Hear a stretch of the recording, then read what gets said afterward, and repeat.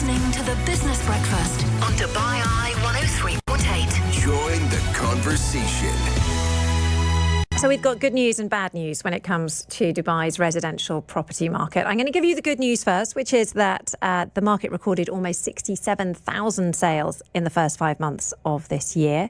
Off-plan properties dominating activity. But the bad news, unsurprising, I suppose, the latest data suggests that the market cooled quite considerably in May. Luckily, Cavendish Maxwell gave us their numbers before everybody else. And Zacky Sajjad, their Director of Business Development and Client Relations, has joined us in the studio this morning. Zacky, lovely to have you here. Thank you for having me. Good morning. OK, so your latest research suggests that the market softened in May. How significantly did it soften? Right, so month on month, roughly 27%, year on year, about 45%. So if we look at May 2025 versus May 2026, so yeah, it's certainly had a bit of a softening this month, but obviously I think we've had these conversations, in the build up to May from March onwards, that this was likely to happen because off plan can take sort of 60 to 90 days to register those accouds. Being the sort of off-plan transactions. So yeah, that's one of the stories. I think also, and we'll probably touch more on this, having a week off for Eid has also probably had a slight effect on the numbers. But really? Yeah, I think for sure when you take a full week off, if you look at it sort of month on month, 27%, that suggests that perhaps there was definitely the fact that Eid week would have had an impact for sure. Is it just that people? I would have thought that maybe they fancied some shopping during the Eid break. Perhaps, yeah. But obviously they don't go property shopping. They go clothes shopping or jewellery shopping. Also, I think there's sort of some renewed skirmishes, if you like, for want of a better word. So I think those have probably had an effect. I think we've talked about this before. There's a lot of resilience in the market, and I think right now, hearing a lot of people say, "Oh, it's a buyer's market, was a seller's market." To a certain extent, that is true, but sellers they're not looking to sell. I think that's the difference. That's the main difference that we're seeing. Because of the situation, most people will be thinking, "Well, why would I sell?"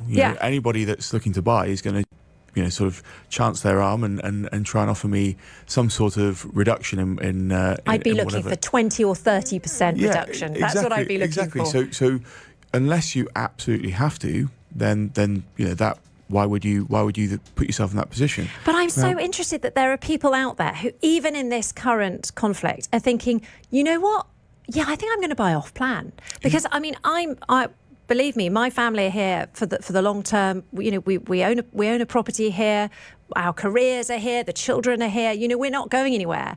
But I still don't feel like now is the time to go off plan. Again, it's all down to personal circumstances. Yeah. I think there's off plan. If we look at it essentially for month on month from probably for the last 3 years, it's roughly between 70 and 80% of the transactions are off plan. So one of the stories that I think is quite key is the launches. So if you look at the launches in Q1, we had over 24,000 units launched in Q1 of this year. Q2 so far, so we're sort of 2 months into Q2, we've had 3,200 units launched. Oh, okay. So there is a lot less coming onto the market. There's a lot less coming onto the market. So what we've been seeing, the trend has launch and then sell out at launch. That's been the trend pretty much the last 3 years.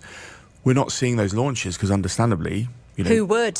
Why would you launch? Well, some people are. Some of the companies who are like, no, confidence in the UAE, they are still coming out. Yeah, but I think you've for sure there's always going to be some people doing it, and there is some appetite still there as we're seeing. I mean, we've still seen over 7,000 off-plan transactions in May.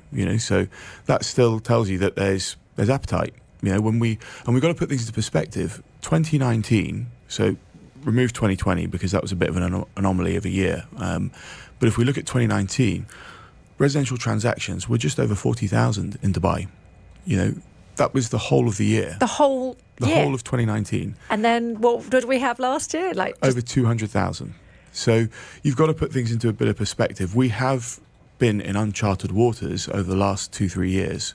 The tip 3. And if you look at the sales data in May from, say, 2017 through to 2026, you'll see that actually, we're still quite healthily well above pre-pandemic 2019 levels, to the tune of sort of, 3x. Yeah.